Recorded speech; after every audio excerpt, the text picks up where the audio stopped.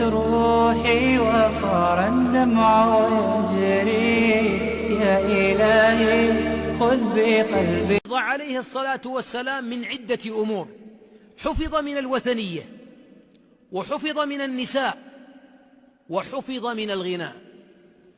وهذه من حفظ منها التوحيد والعفة. عفة القلب من النساء، وعفة الأذن وطريق القلب إليه. من الغناء عاش رجلا ولو كان ابن 9 سنين، يعيش رجل.